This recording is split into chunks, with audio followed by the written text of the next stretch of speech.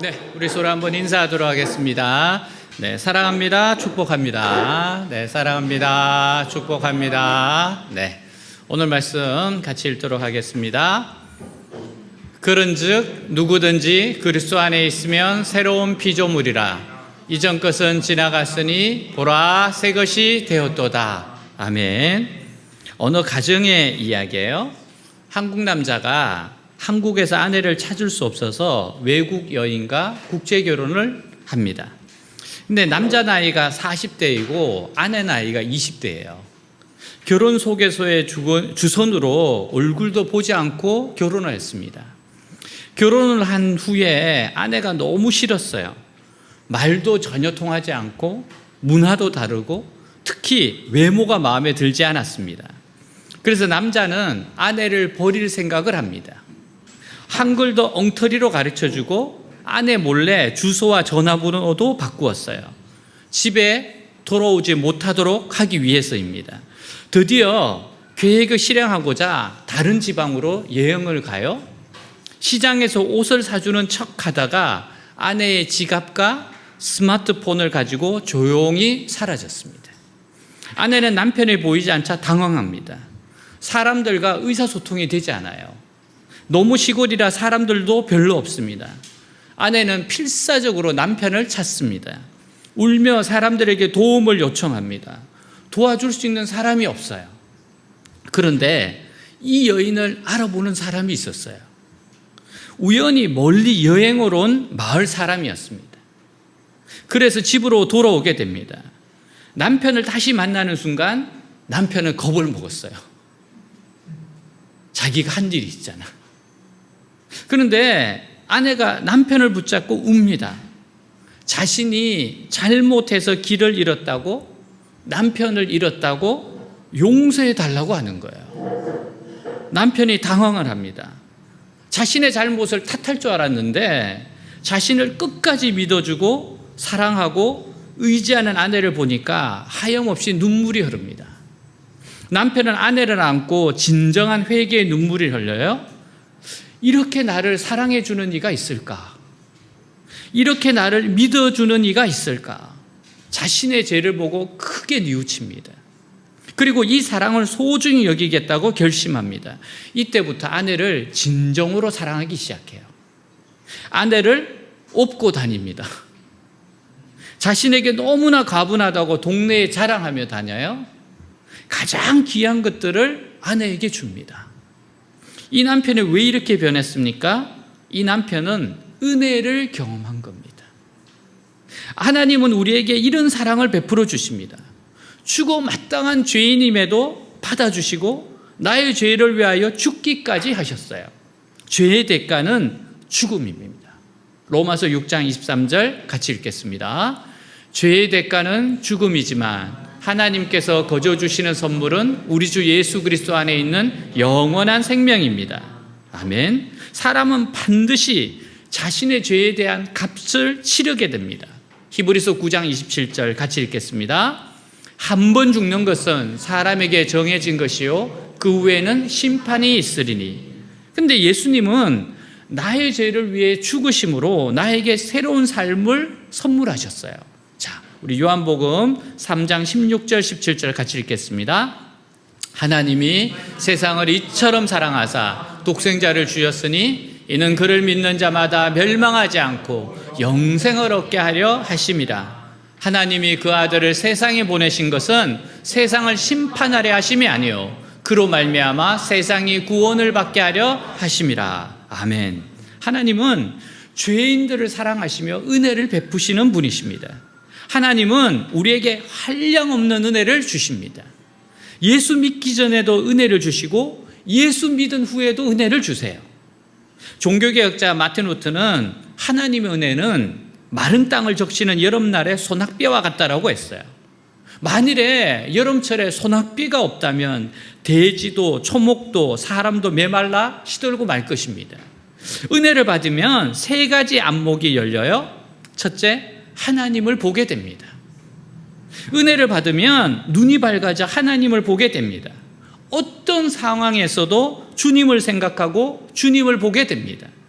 주님의 말씀에 순종하고 싶고 주님을 기쁘시게 하고 싶고 주님을 따르고 싶습니다. 둘째, 자신의 모습을 보게 돼요. 죄인이었던 나, 허물 많은 나, 쓸모없는 나, 연약한 나를 제대로 보게 됩니다. 그리고 주의 은혜로 거듭난 나를 보게 되는 거예요. 세 번째, 이웃을 보게 됩니다.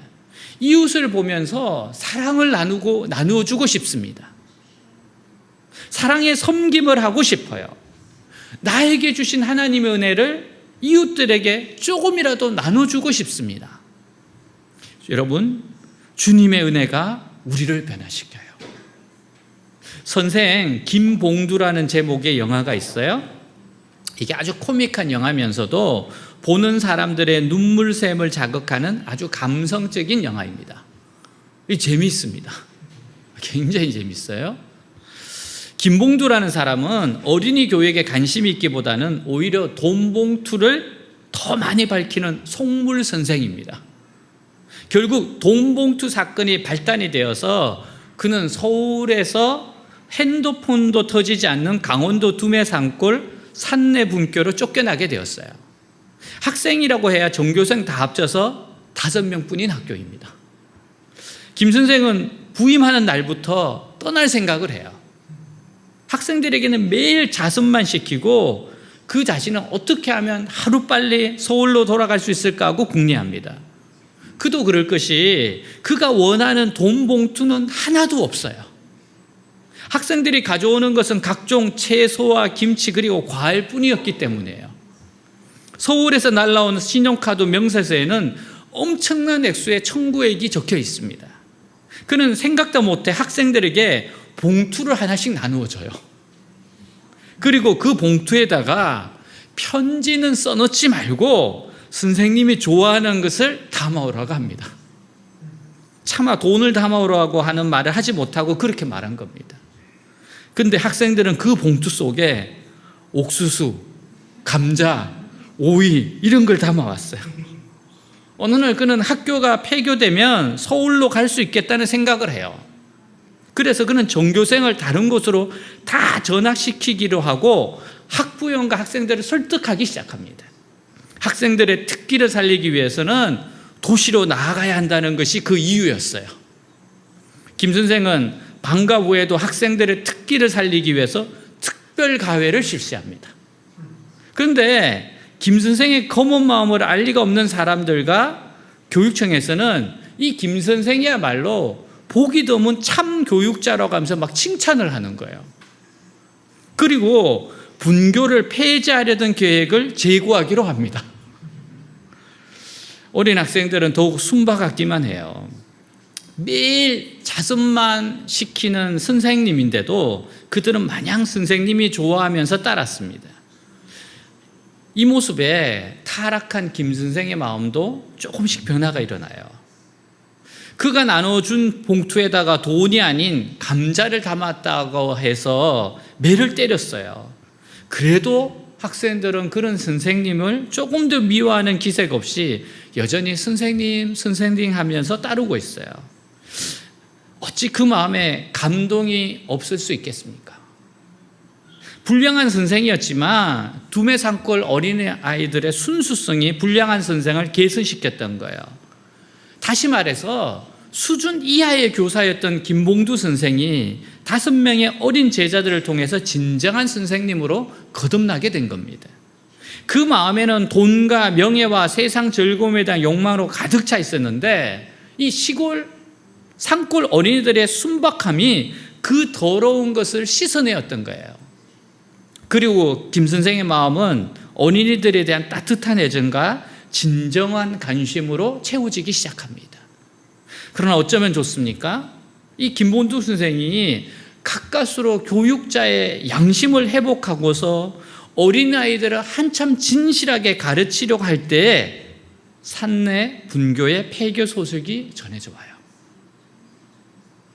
2003년도 졸업식을 마지막으로 폐교하게 되었을 때 이 김봉두 선생이 이렇게 말합니다. 내가 학생들을 가르친 것이 아니라 학생들이 나를 가르쳤다. 은혜가 우리를 변화시킵니다. 하나님 우리를 은혜롭게 대하십니다. 구원받기 전에도 은혜로 대하시고 구원받은 후에도 은혜로 대하십니다. 예수를 믿어도 우리는 자꾸 넘어지고 욕심을 따라가고자 합니다. 그래서 우리는 주님의 은혜가 필요합니다. 마태복음 12장 20절 같이 읽겠습니다. 그는 진리가 승리할 때까지 상한 갈대를 꺾지 않고 꺼져가는 등불을 끄지 않으실 것이다. 자, 상한 갈대는 가만히 두어도 꺾이게 됩니다. 그런데 상한 갈대가 꺾이지 않는 것은 예수님이 붙잡고 있어서 그래요. 꺼져가는 등불은 시간이 지나면 꺼지게 됩니다. 그런데 꺼지지 않는 것은 예수님이 기름을 부으시기 때문에 그래요. 주님 우리를 꼭 붙잡고 계십니다. 이것이 은혜입니다. 하나님 붙잡고 절대 놓지 않으세요. 자, 요한복음 10장 28절 29절 같이 읽겠습니다. 내가 그들에게 영생을 주노니 영원히 멸망하지 아니할 것이요 또 그들을 내 손에서 빼앗을 자가 없느니라. 아멘. 주님의 한량없는 은혜를 받은 사람은 하나님 앞에 정직하게 자신의 죄를 자백하고 회개해야 합니다. 하나님 원하시는 게 뭡니까? 하나님은 정직한 거예요. 하나님 앞에서 죄가 있으면 자백하라는 겁니다. 잘못한 게 있으면 회개하라는 거예요. 그걸 품고 있지 말라는 거예요. 의심이 들고 염려가 있으면 하나님 제가 의심이 듭니다. 하나님 염려가 있습니다. 어떻게 하면 좋겠습니까? 하나님 도와주십시오. 이렇게 정직하라는 겁니다. 우리 요한일서 1장 9절 같이 읽겠습니다. 우리가 우리 죄를 고백하면 신실하고 의로우신 하나님은 우리 죄를 용서하시고 모든 죄악에서 우리를 깨끗하게 하실 것입니다. 아멘. 또 시편 103편 8절입니다. 여호와는 긍휼이 많으시고 은혜로우시며 노하기를 더디하시고 인자하심이 풍부하시도다. 아멘.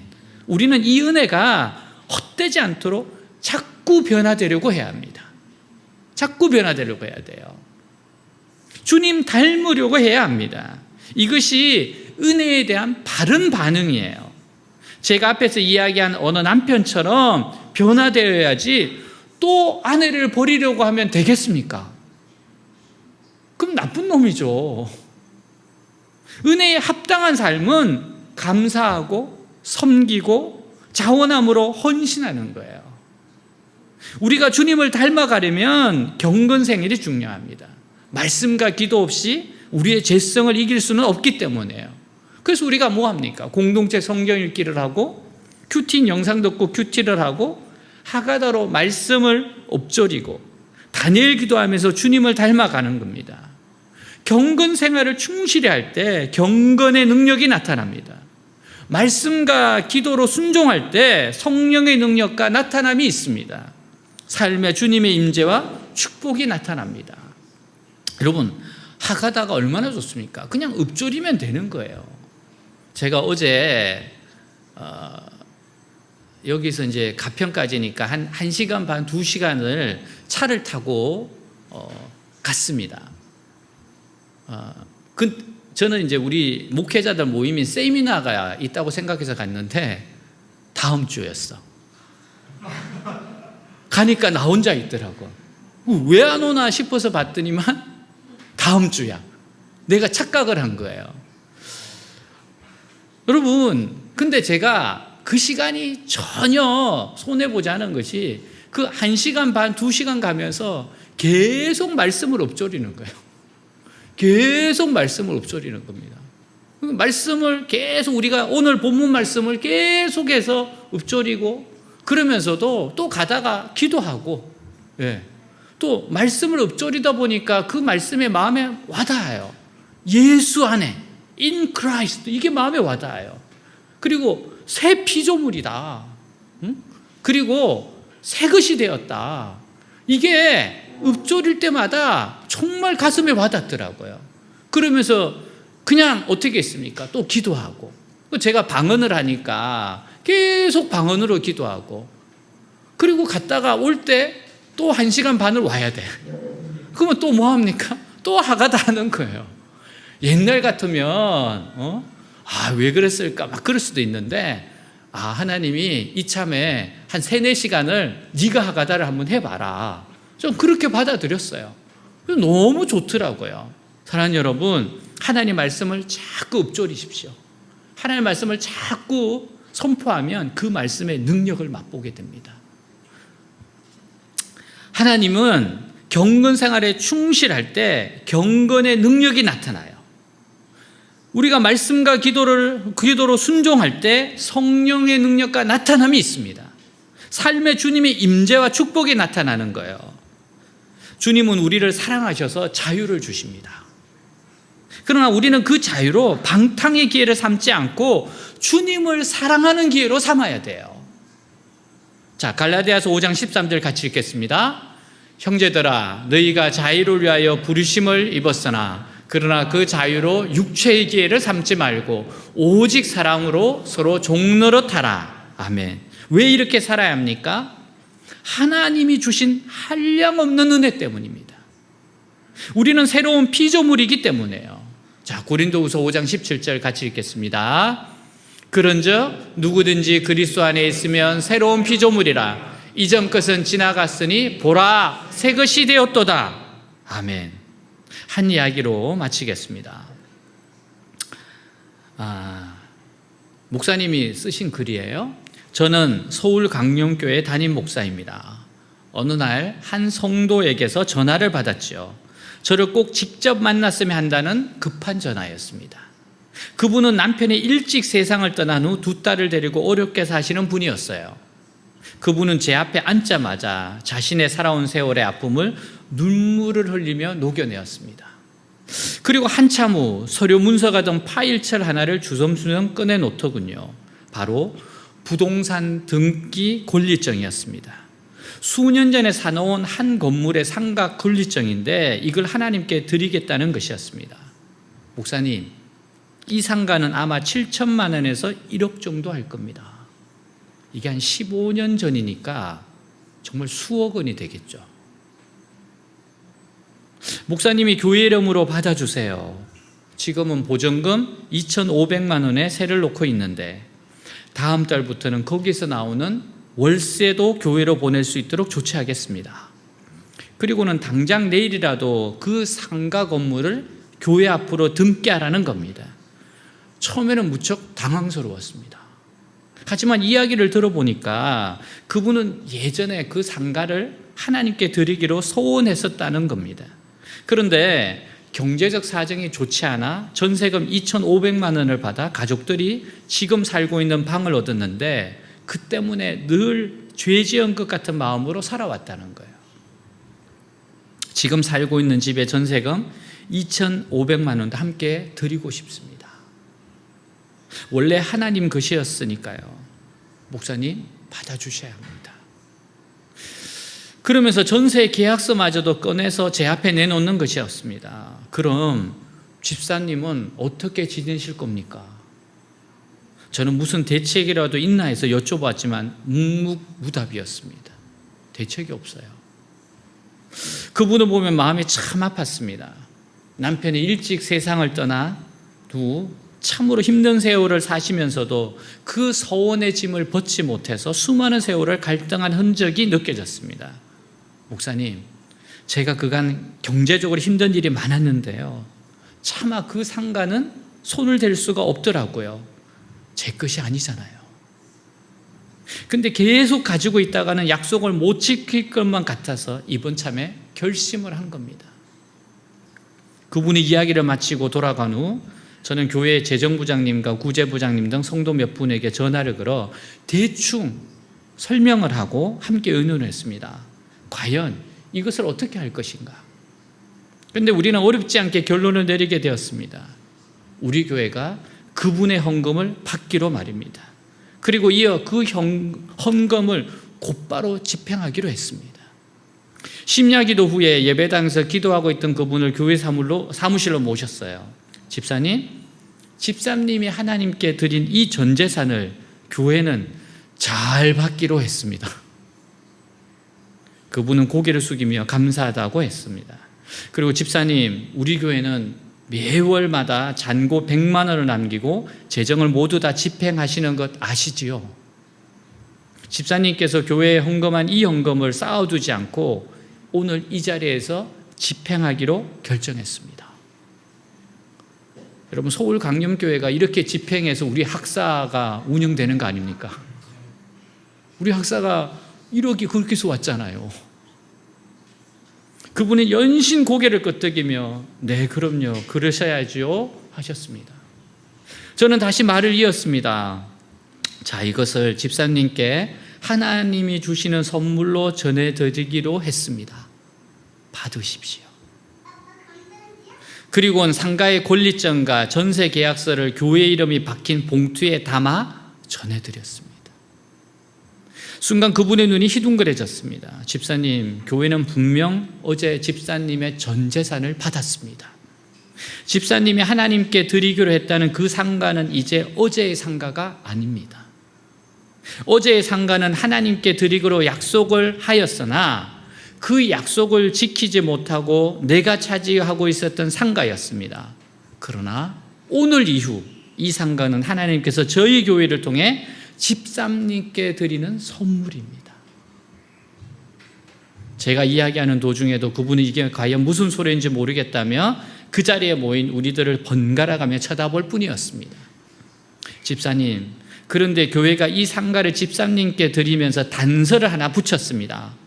집사님이 꼭 지키셔야 합니다. 아셨죠? 그게 뭡니까, 목사님?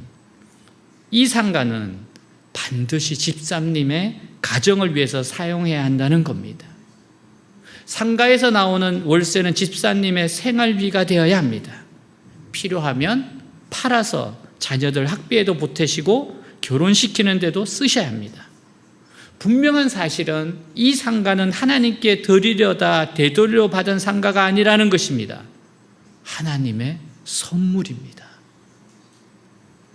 그분은 연신 흘러내리는 눈물을 손등으로 닦아내며 고개만 끄덕이셨죠. 하나님께 전 재산을 드리고 또 하나님께 귀한 선물을 다시 받은 그분을 제가 축복하지 않을 수 있겠습니까?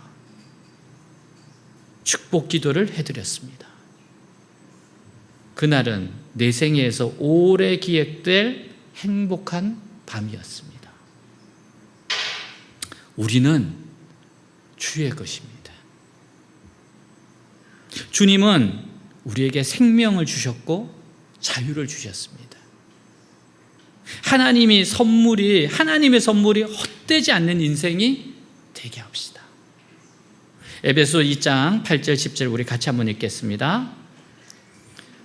너희는 그 은혜에 의하여 믿음으로 말미암아 구원을 받았으니 이것이 너희에게서 난 것이 아니요 하나님의 선물이라. 행위에서 난 것이 아니니 이는 누구든지 자랑하지 못하게 함이라.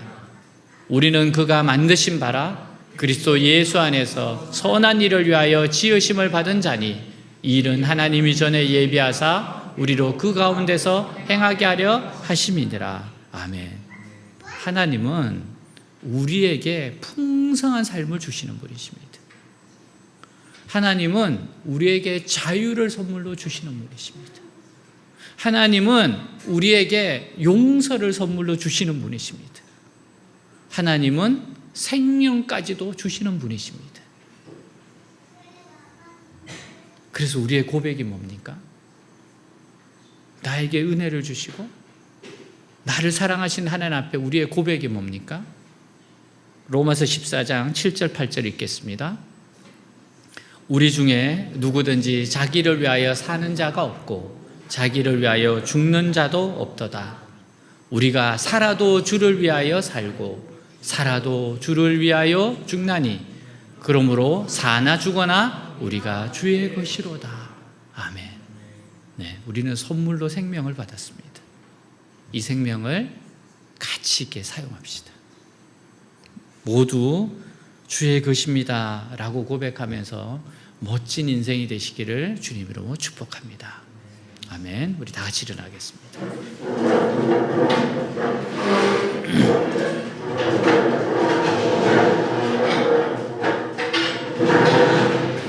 하나님은 우리의 잘못이 사라지게 했습니다. 우리의 과거를 깨끗게 해주셨습니다. 현재의 잘못도 하나님은 깨끗게 하십니다. 하나님 미래의 것도 우리를 깨끗게 하십니다. 하나님 우리에게 너무 귀한 은혜를 주셨습니다. 그래서 우리는 새 것이 되었어요. 보라, 새 것이 되었도다. 하나님을 더 사랑하며 살아갑시다. 하나님 말씀에 정말 올인하면서 한번 살아봅시다. 하나님 정말 많은 것들을 선물로 주시고자 원하시는 분이십니다. 이 좋으신 하나님께 우리의 모든 삶을 맡겨봅시다. 오늘 말씀 가지고 기도하겠습니다. 하나님 아버지 감사합니다. 하나님 감사합니다. 주님 사랑하는 주님, 보라 새 것이 되었도다. 보라 새 것이 되었도다. 하나님 정말 하나님의 은혜가 한량 없습니다. 한계가 없습니다. 하나님 이 사랑 앞에 응답합니다. 이 사랑 앞에 자백합니다. 이 사랑 때문에 이 자리에 있습니다. 하나님의 이 사랑, 이 은혜, 이 선물 누리는 인생입니다. 하나님 제가 여기 있습니다. 주님 살아도 주를 위하여 살고 죽어도 주를 위하여 죽나니 그러므로 사나 죽으나 우리가 주의 것이로다. 자기를 사는 자가 아니라 자기를 위하여 죽는 자가 아니라 살아도 주를 위해서 죽어도 주를 위해서 사는 아버지의 멋진 인생 되게 하옵소서. 하나님 그 멋진 인생 선한 일을 위해서 새롭게 창조함 받아 싸우니 하나님 이 일을 위해서 달려가는 저희들 되게 하여 주시옵소서. 나를 넘어서 하나님 이웃 바라보며 살아가는 인생 되게 하옵소서. 나의 죄악이 깨끗해졌습니다. 나의 과거가 깨끗이 사라졌습니다. 나의 죄악을 깨끗하게 용서하셨습니다. 하나님이 주신 새하얀 도화지 위에 다시금 인생을 그리게 하옵소서. 이 은혜를 잊지 말고 그리게 하여 주옵소서. 사랑하는 주님 은혜에 합당하게 살아가게 하시고 은혜에 반응하며 살아가게 하옵소서. 감사하고 섬기고 자원하는 삶으로 살아가게 하여 주시옵소서. 주님 감사합니다.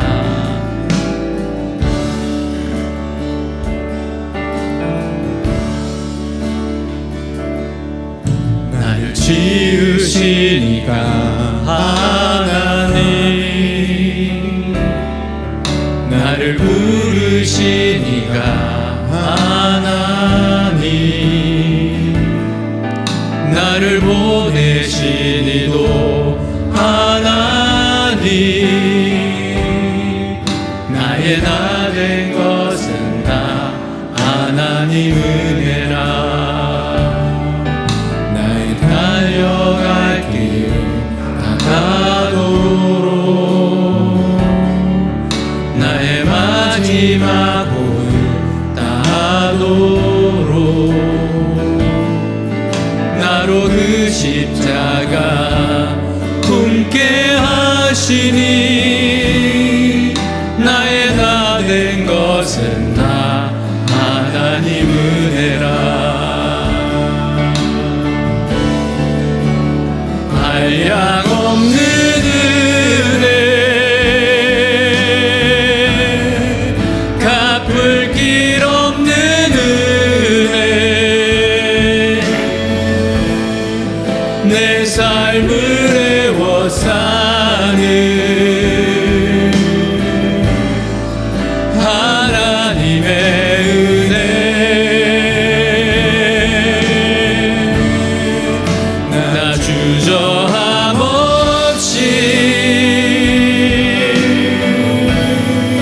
그 땅을 밟음도 나를 붙드시는